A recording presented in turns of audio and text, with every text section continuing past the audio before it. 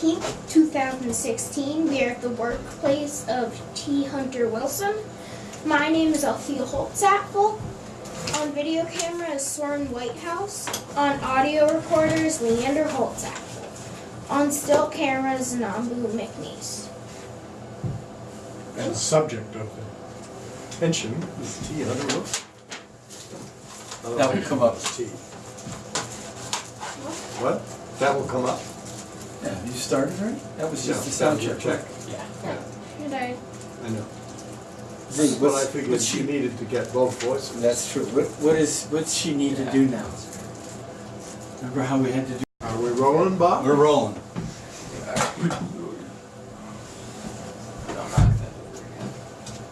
Wait, do I just say what's at the top? I don't think so. I start down there, right? Yeah. When all members of the crew say that they're ready. So Start you with- said that I was supposed to Today, do no, today here. is. Yeah. Today is January 13th, Okay, 2016. now, is everybody ready? Today is January 13th, 2016. We are at the workplace of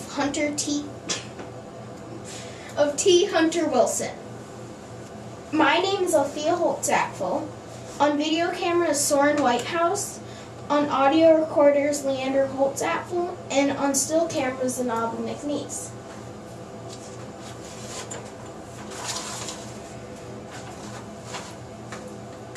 I'd like to ask you a few questions about your background. Okay.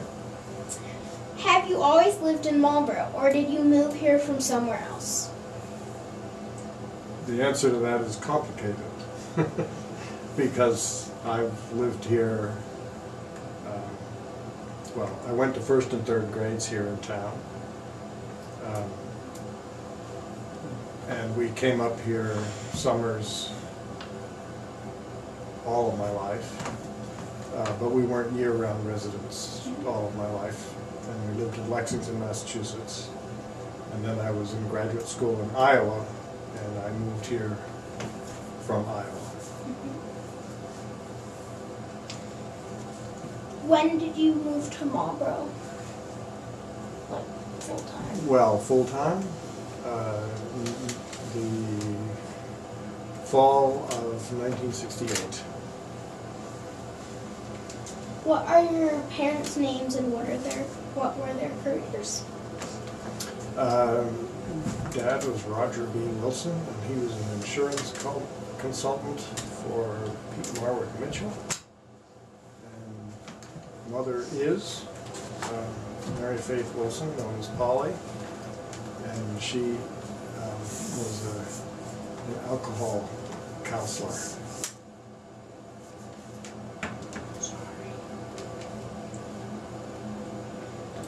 How would you describe yourself when you were a child?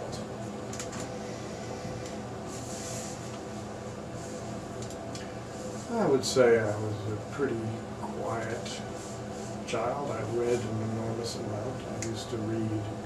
My mother used to say that I would come into the house as far as the first piece of material I hadn't read, and that was where I'd stop.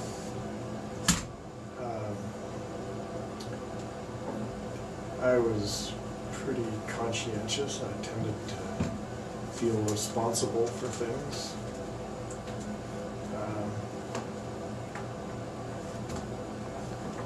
I spent a lot of time here in the woods and poking about and making things, making forts and huts and dams in the brook and that sort of thing. That's pretty much. I was one of 6 kids, so so there was a built-in play group. What are some of the reasons why you moved here after college? Well, the main reason, of course, was that I had a job here, but of course, part of the reason I had a job here was I applied for a job here, and I applied for the job here because I loved this town, loved this state. I have family connections that here that go back to 1792. Wow. So, and the place where I was living for the first, I don't know, 20 years that I was teaching here. No, 15 years that I was teaching here, was the house that I'd grown up in.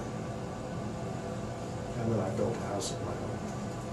How many brothers or sisters do you have, and what are their names? I have 5 brothers and sisters, 2 sisters and 3 brothers. Nora, who was town clerk, Nancy, who lives in Amherst, my brother Rod, who lives in Manchester, Massachusetts, my brother Dawes, who lives in Vail, Colorado, and my sister Patricia, who lives in Brattleboro.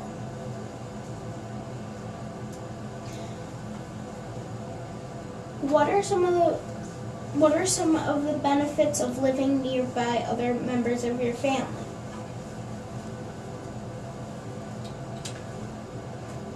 Well,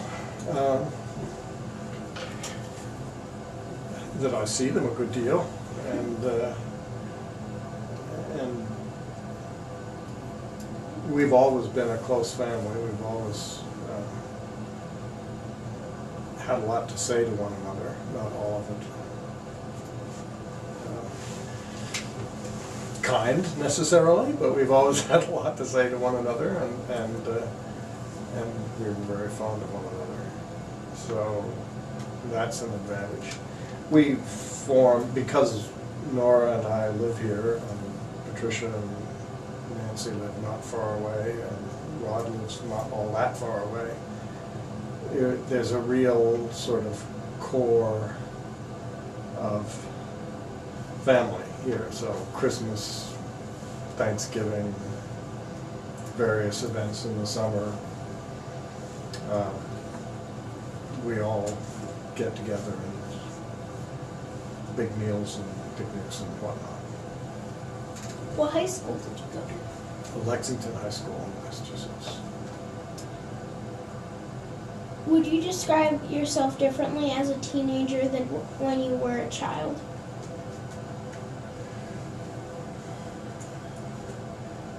Well, I think I was more active as a teenager than I was as a child. That is sort of intellectually thinking about things more seriously.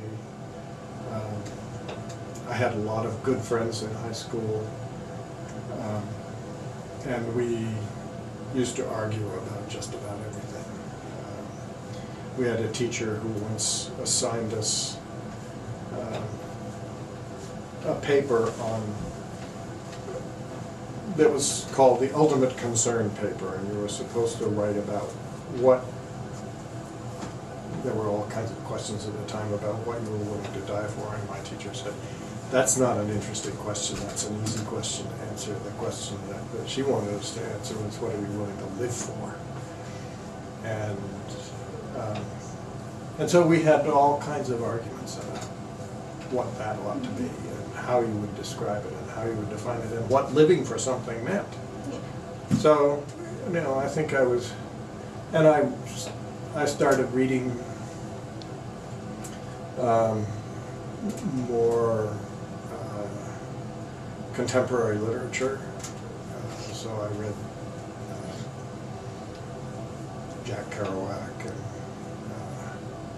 Gary Snyder and some beats, and I went to see Arthur Miller's The Crucible.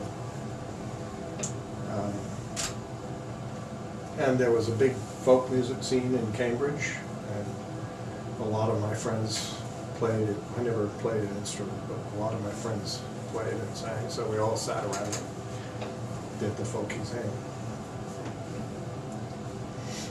What did you do between high school and college? Well, there was only a summer between high school and college, and I painted a house. There are three friends of mine and I contracted to paint a neighbor's house, which was a gigantic house with, in the back, it was 40 feet from the ground to the peak of the gable, and we had to set the ladder on the edge of a cliff. It was a little more exciting than we'd quite bargained for. Yeah. But it was basically just a summer of painting, Yeah. house painting. May I ask how old you are now? 71. What is your partner's name? Jill Hume. Where is she from? She's from Melbourne, Australia. How did you meet? Ooh. Well, I was on sabbatical, and I was in Melbourne at Ormond College, and I was asked to give a talk at another college to a class, and after that class, a woman stepped into the elevator and said that she would like me to come for dinner because she wanted to talk more about some of the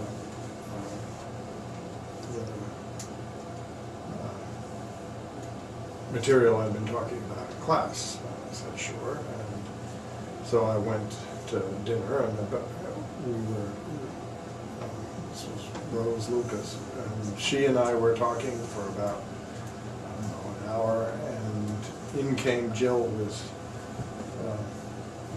one of the boys across her shoulders, and they'd been out at the beach that day. And then Jill sat down with us and we started talking. And then Jill looked at Rose and said, have you told him yet? And I said, told me what? And she said, well, we agreed that if you looked okay, we'd take you dancing. So I decided I must look okay. And so we went out dancing, and went out dancing a couple of times after that, and that was only 3 weeks before I left Australia.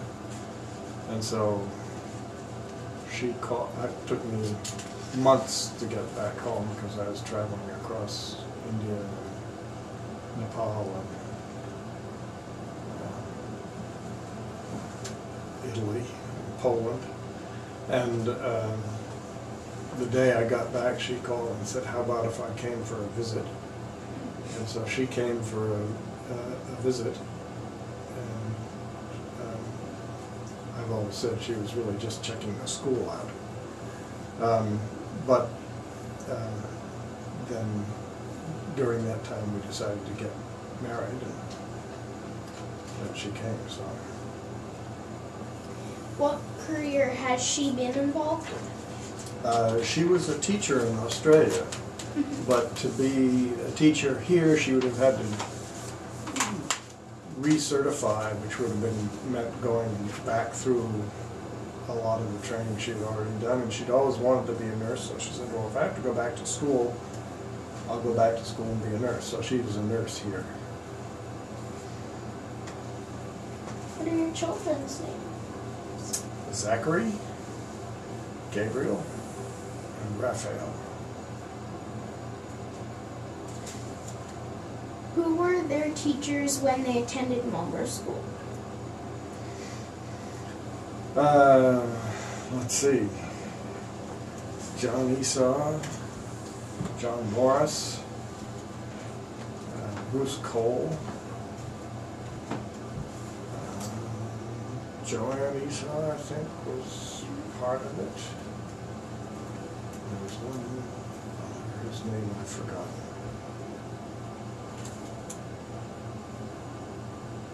Don't. Okay. What are each of them doing in their lives now? Zachary's an architect in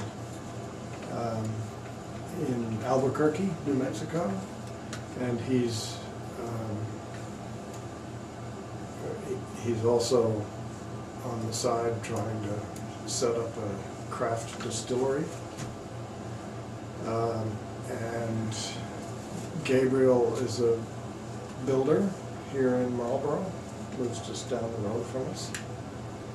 And Raph is currently in the Savannah College of Art and Design, studying industrial design. You have grandchildren now. What are their names? How old are they? Felix is 6, day before yesterday, and Fergus was 3 just in October.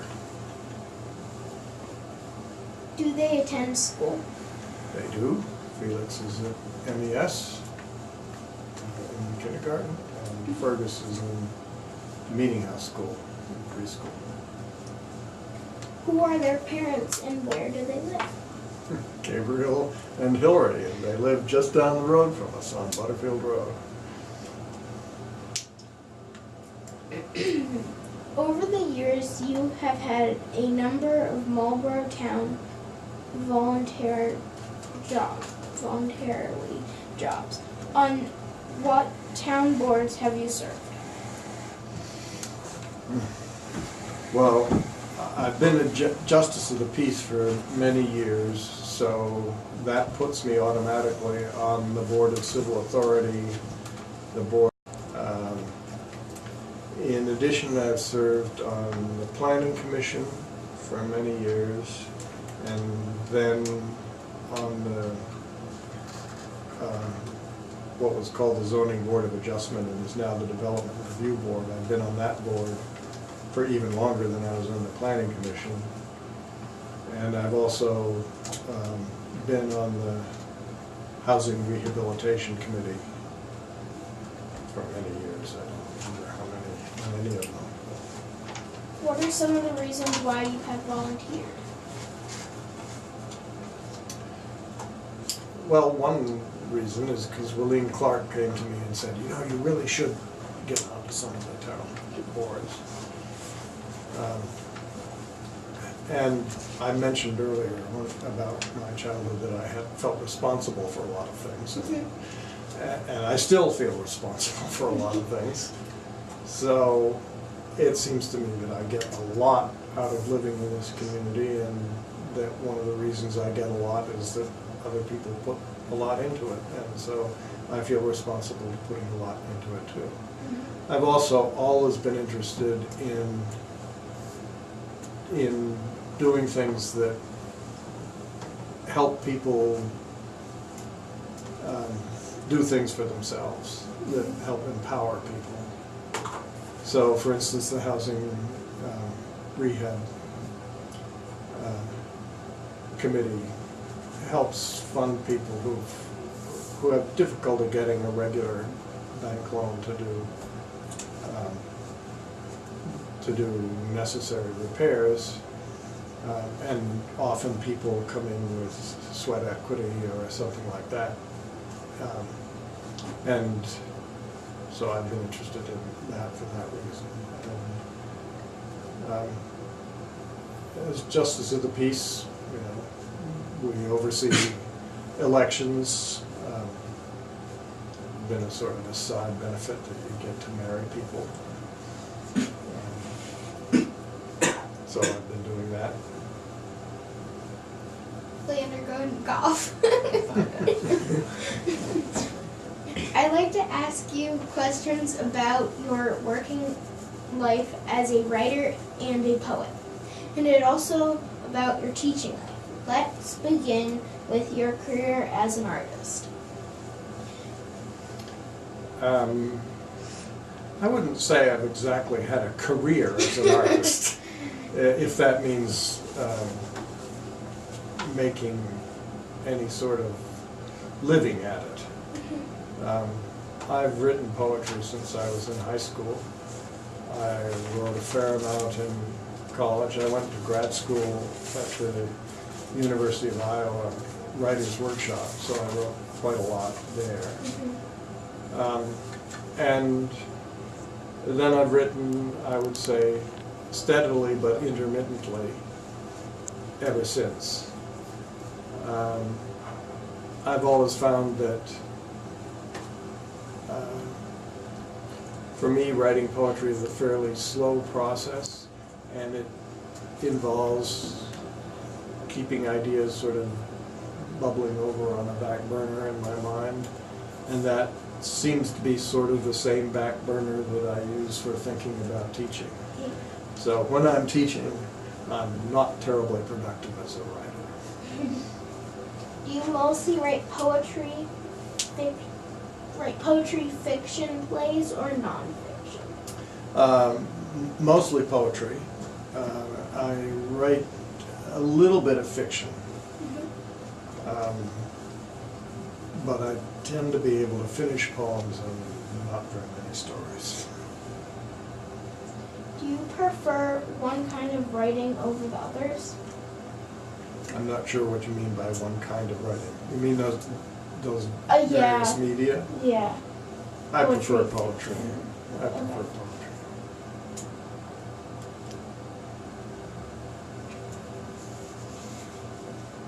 When did you realize that you wanted to be a teacher?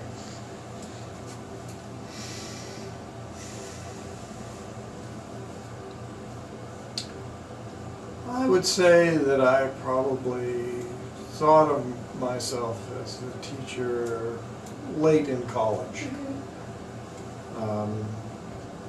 Partly there was a program at Bowdoin where I went that got upper class students teaching lower class students. So as a senior, I was assigned, I think, 4 freshmen. And partly I just realized that, oh, I actually have learned something here. And it was sort of fun to work with people who were just discovering learning for themselves. So I think that's when I started to think about it. Is anybody else in your family a writer? Yes, my sister Nancy has actually published, I think 5 or 6 young adult novels. Wow. Did you study writing at university? Excuse me. Yes, I studied both as an undergraduate. I had a poetry writing class, and I did my honors project in writing. And then I went to the writers' workshop at Iowa, and that was really basically what you did. You just wrote. Yeah. I mean, I took some literature courses as well, but.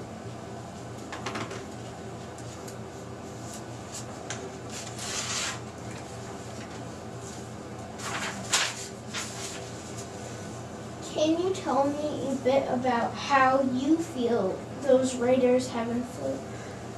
I missed a question. I think so. What writers are among your favorites, or have influenced your work, your own work at the moment? Okay. Well, Robert Frost has been a favorite since I first read him when I was in high school.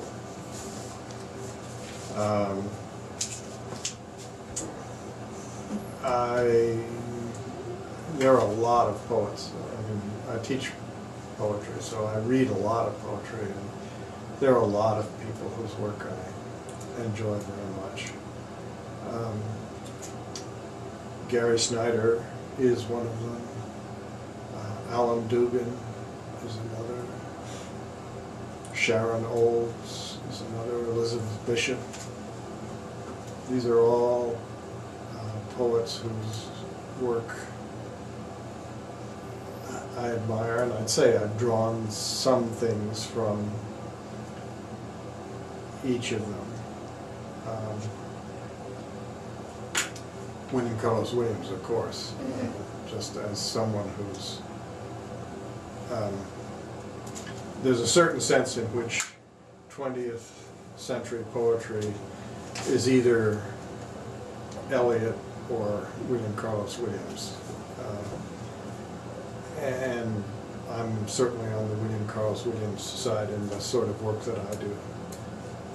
I like relatively accessible poetry, poetry that often has more going on in it than it seems to have on its surface, but the surface at least seems readily available rather than intimidating.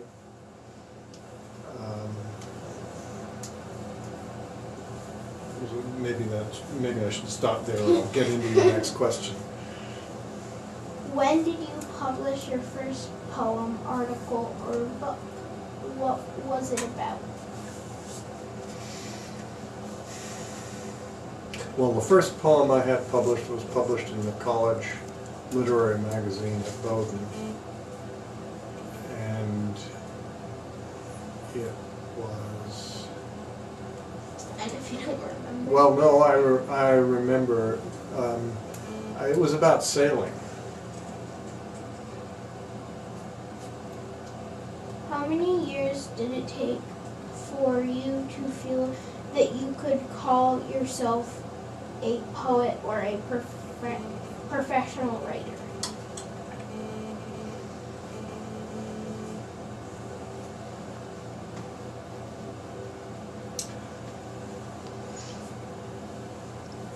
Well, I sort of side with those who say you don't get to call yourself a poet. That if other people call you a poet, perhaps you can accept it, but you don't start out by calling yourself one. I write poetry. I've thought of myself as someone who writes poetry since college. I guess I started putting writer as one of the things I do on the tax form maybe 20 years ago.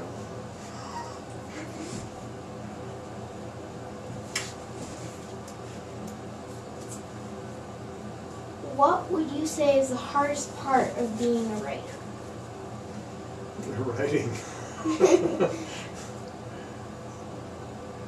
I mean, almost everything else you do, you start with something. Yeah. And with writing, you start with a blank piece of paper. And getting from there to a poem or a story or almost anything is a lot of intricate work. I think sometimes you sort of think of a line or two that seems to come out of nowhere, and you have an idea that it's going to lead somewhere, but it doesn't sort of lead there directly. It doesn't take you by the hand and say, here's the direction you're going. You just sort of have an inkling, a feeling that I know that this line begins to have some meaning but doesn't yet realize it. So it's very seldom a process in which you sort of decide, I'm going to write this about that, and just do it. I can write essays like that, but I don't. I often have ideas for poems that may just sort of sit as ideas, sometimes as notes, for years before I find a way to go forward. Would you please describe a typical day when you write? Do you have certain routes or places that help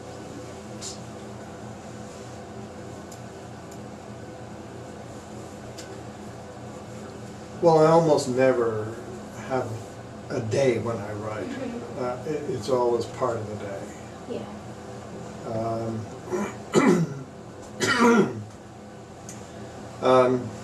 I think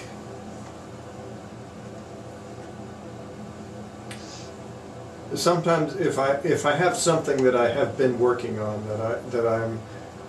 and I say, okay, I've got to do something with this. I can spend quite a bit of time just sort of trying various alternatives. I find that I often work on more than one thing at a time, that I sort of go back and forth between a couple of things,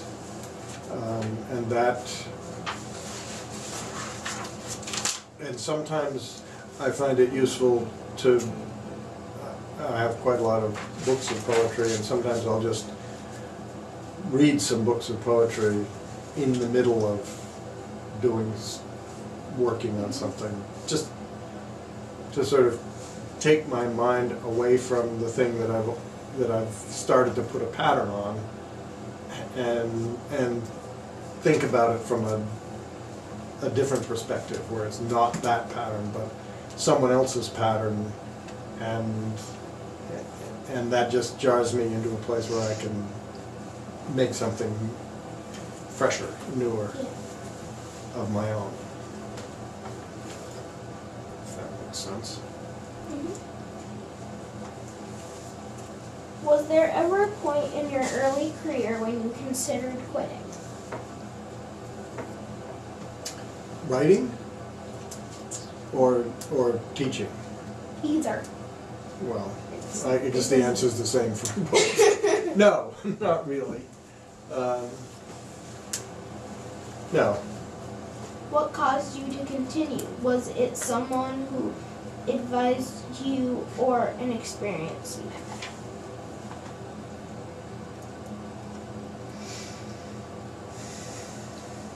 Well, I think I'd have to say both.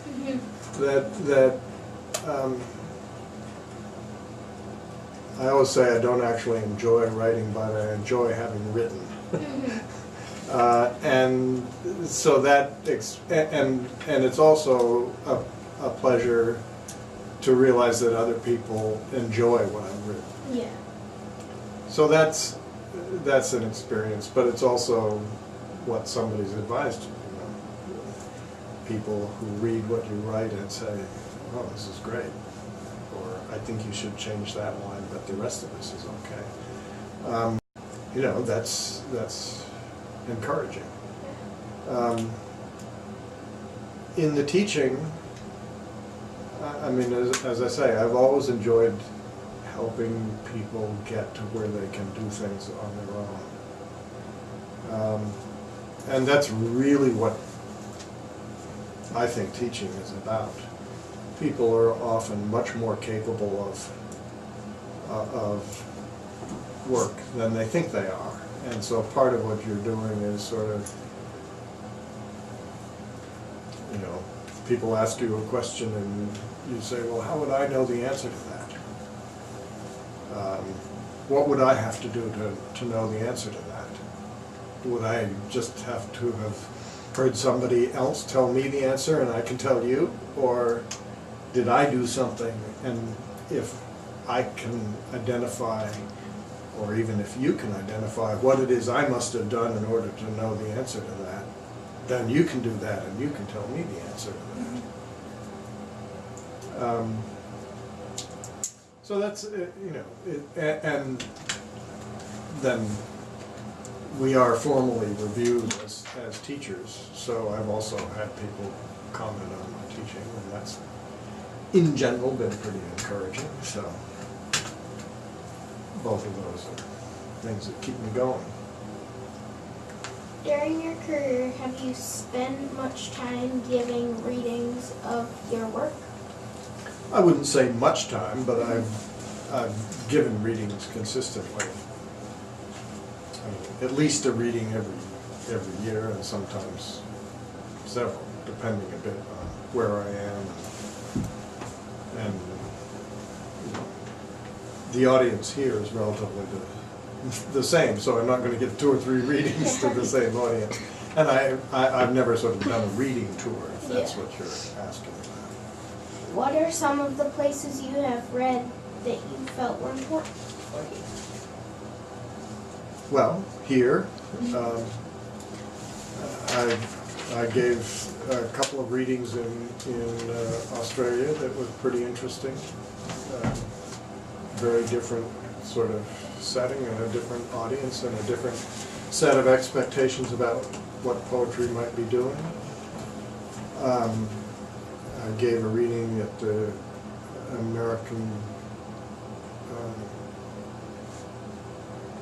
American Studies section of the University of Warsaw that was pretty interesting.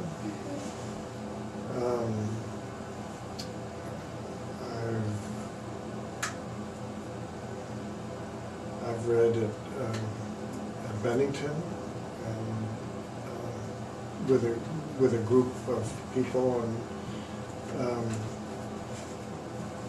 the sort of feedback from the other people who were reading was pretty interesting. And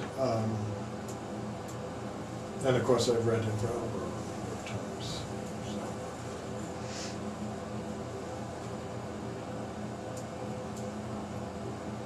Have you ever sent a collection of poems out to be published?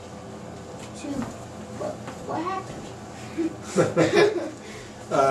Yes, of course, I have sent a collection of poems out to be considered for being published. I've never had any collection published. I've had individual poems published, but not a book, not yet. What do you see as the benefits or lack of benefits for being published? Well, I mean, the benefit of being published is that people you don't know see your work.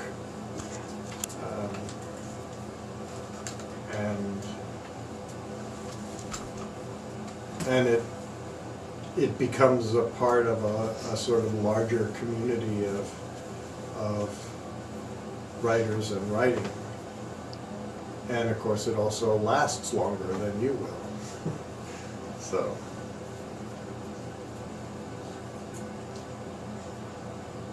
Is there any genre of literature that you like to read just for pleasure?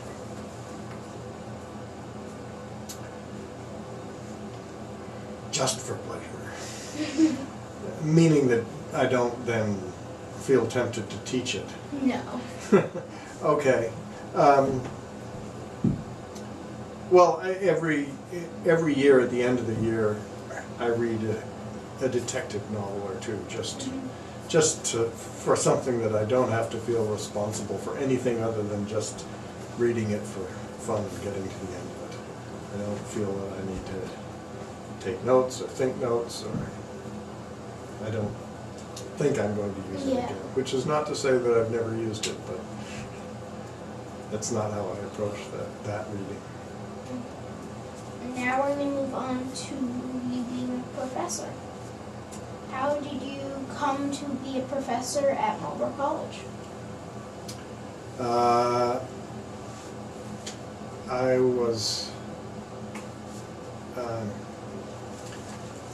I was in Marlboro for Christmas, my last year in graduate school, and I saw John Devens, who was then the college librarian, and we talked about the college a bit. I knew the college was here, of course, but I had never known a great deal about it. I got very interested talking to him, and I said, well, if anything ever opens up at Marlboro, let me know. And 2 months later, he called to say that there was a sabbatical replacement position that was opening up, and I applied and got the job. For how long have you taught here? 45 years. What have been your favorite courses to teach? Well, the courses I enjoy most are the two workshop courses. The fiction workshop I teach every fall, and the poetry workshop I teach every spring. I've particularly enjoyed teaching the seminar on religion, literature, and philosophy that several of the faculty and I designed some 25 years ago. That's a sort of an intensive reading course looking at literature, religion, philosophy, sort of from Homer to Shakespeare. And I particularly like teaching my modern American and contemporary American poetry courses.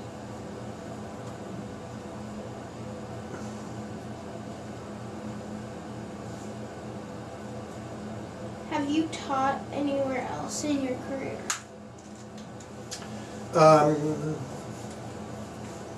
Well, I haven't had a teaching job anywhere else. Mm-hmm. I taught, when I was on sabbatical, I taught at Ormond College.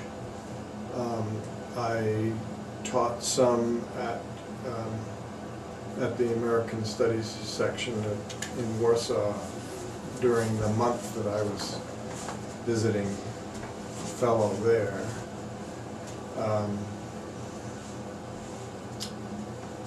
That's pretty much it. I've been here pretty much full-time, pretty much all the time.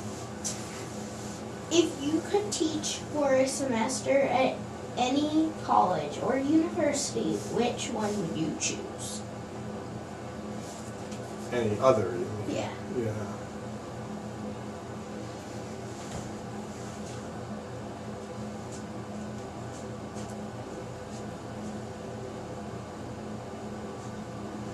It's an interesting question. I'm pretty sure I would not want to teach at a big university where your classes are huge and you basically have to just lecture and talk. I think I might like to try someplace like Reed College, which is small enough, a bit bigger than Marlboro, and in a very different geographical territory, so that would be interesting.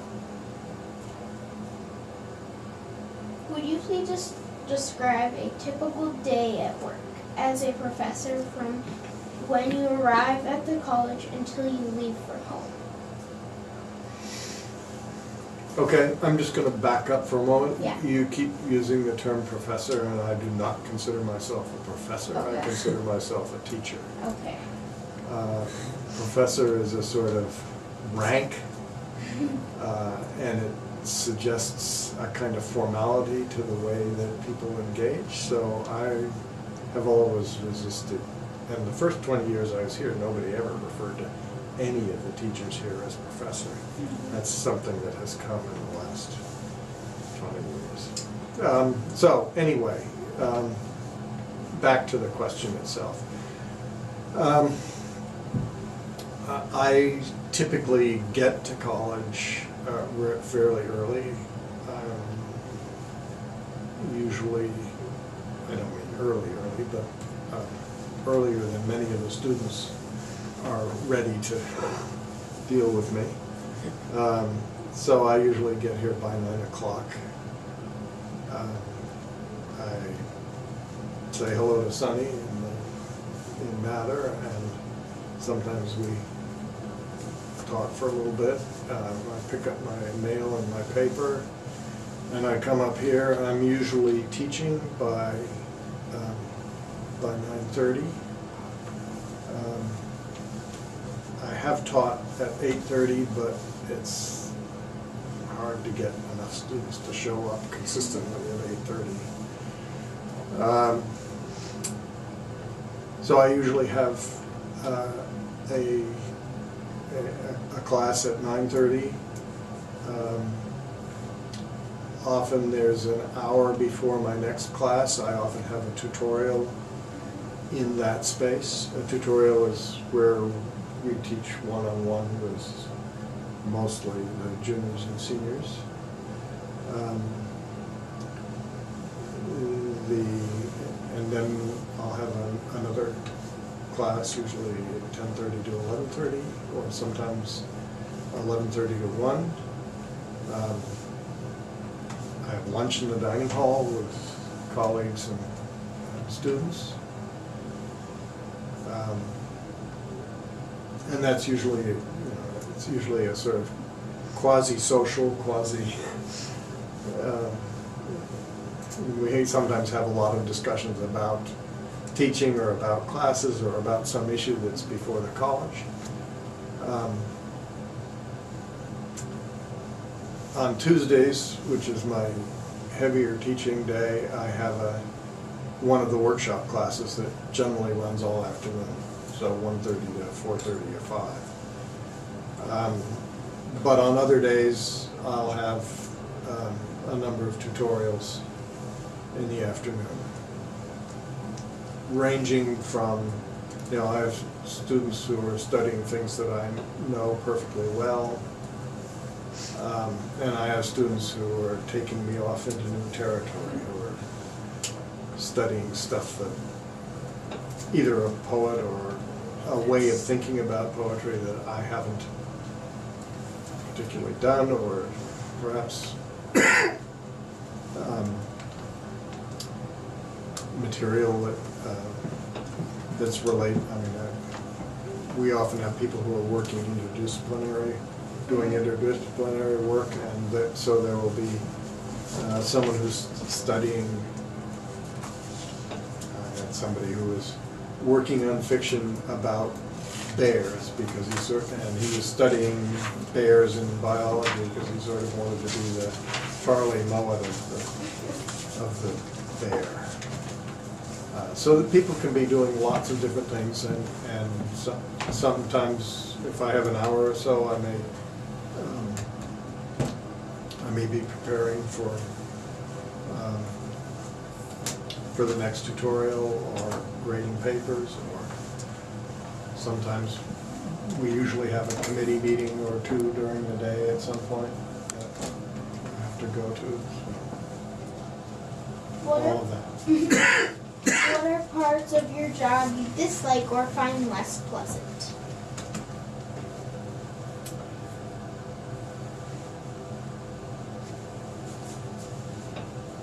I don't much like grading. I mean the actual grading. I like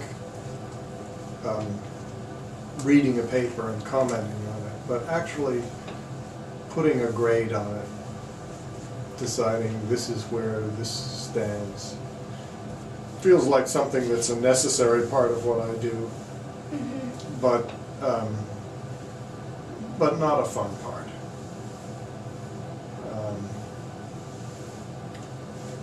And some committee work is similarly not very interesting in its own right, but important for for instance, I'm on the community court for the college, and usually there is something that has brought people to court that's been not resolvable, and somebody has done something or is alleged to have done something that they ought not to have, and it's sometimes they feel bad about it and we feel bad about it, and sometimes they feel indignant about it and we feel bad about it,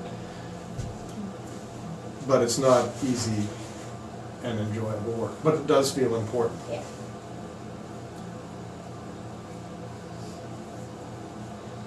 The light went out.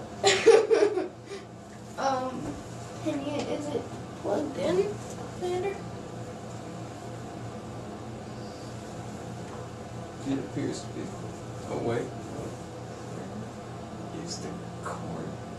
The cord might fall out.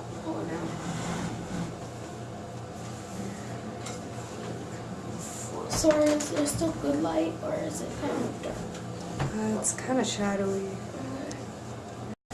Look on the actual light. Well, it doesn't look There's as nothing though attached to it. Oh. Awkward. That's This? attached to that. that's attached to that.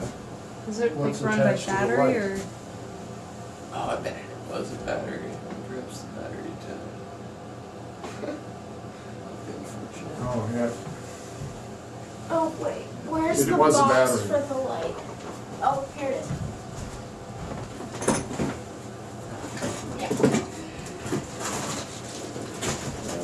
Can we use this light? Maybe that's fine. Sure. We gotta It doesn't do much. plug her in No, her. we don't. No, we don't. Never mind. Yes, we do. Yes, we do. See this? Let's see that if you can. However, you don't have a splitter. Other outlet. Or There's an outlet Here. over here if it yeah, I was stretches all gonna the say way we over should here. just run it over there. Oh, which one? Yeah. Here, I got it.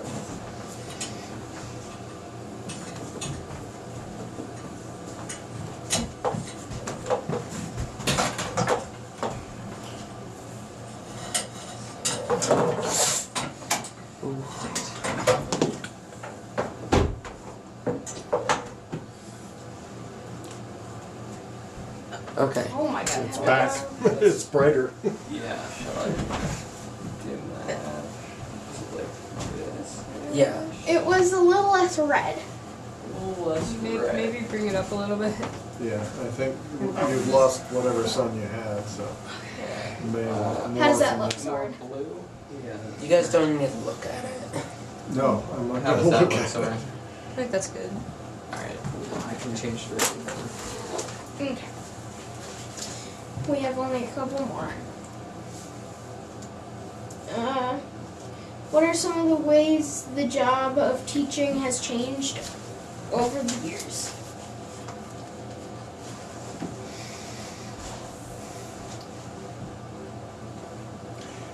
Well, the specifics of teaching haven't changed all that much. The students have changed quite a bit. And the circumstances of teaching have changed quite a lot. When I first came, the students here were, a lot of them, pretty eccentric. And I think for one thing there's less eccentricity. I think there are a lot of people who think of themselves as being alternative, but they think of themselves as being alternative in quite similar ways. Mm-hmm.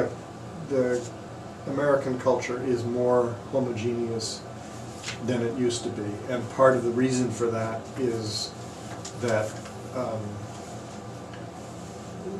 that the sort of penetration of media, including the internet, into people's lives is vastly deeper and sooner than it used to be. So, and that's one big difference. Students now, I mean, when students came to Marlboro, there was one phone in the dorm, and it was a pay phone. You actually had to put money in to make a call. And, you know, so people didn't call home a lot. Now there are people calling home in between classes, in between lunch and class, calling home to talk about their paper, calling home, you know. That's completely different. And that actually does mean that there's a component of teaching that's not between me and the student. There's something that's happening. There's a sort of third party there for many students that didn't used to be there. And then there's also been a sort of regulatory increase. The federal government, a lot of the money that both students and the college, therefore the college, get comes from or through the federal government. And the federal government has regulated things that it didn't used to regulate. Yeah. And they think that they have to control education in a way that they didn't used to try to control it. Yeah. So it's different. What are some of your former students gone on to do?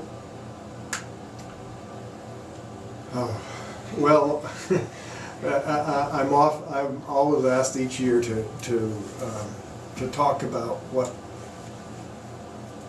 plans of concentration at Marlboro are, and I always begin that by saying, what do a producer on This American Life on NPR, an atmospheric chemist at Harvard, and the head of social work at the University of Minnesota have in common? They all did plans in poetry with me. And that's partly just to say, it's not to say that poetry doesn't lead anywhere. It's to say that doing a plan at Marlboro can prepare you for almost anything. Yeah. And so, I mean, those are three things that people have gone on to do. I also have a fairly recent student, Kate Marvin, she's got 3 books of poetry out and teaching and an anthology that she's edited. You know, so there are people who are doing the very thing that they studied here. I had a student who's a public defender, who's a lawyer, public defender. I have students who are, I mean, most of the students that I've had have continued to write. Yeah. But they also, a lot of them do a lot of other things as well. Mm-hmm. What people or experience would you say have influenced you in your personal life?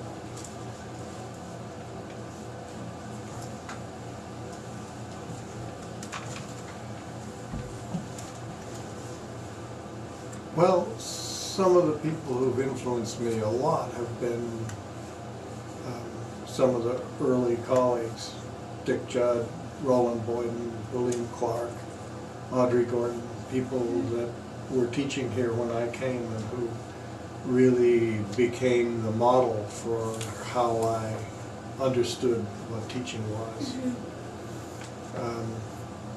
And some of them came at teaching from very different perspectives. Roland Boyden taught me the value of just being silent, asking a question and then just sitting there, making people uncomfortable with not having answered the question. Dick Judd, by contrast, would, if you didn't answer the first question you asked, he'd ask a harder one. And then he'd just keep on getting sharper and sharper with his questions until finally you said, all right, I'll answer. So very different ways of coming at things. And the sense of dedication and idealism that characterizes both the college and to a considerable extent the town and to a considerable extent the state. So we live in a pretty remarkable state, I think. What do you like to do when you're not working? When you're not working or writing or teaching? Okay. I don't know. Well, the writing and the teaching are work too. So, I do a lot of various kinds of woodwork. I have built my own house. There's a fair amount of maintenance that comes with building your own house and maintaining your own grounds. I like to ski, cross-country ski. I love to downhill ski. I was on the ski team when I was in college, but I don't like the sort of glitzy atmosphere that has taken over skiing in this neck of the woods. So cross-country ski. I like listening to music, hearing music. Is there anything else about your work or your life that you'd like to mention that I have not asked you about?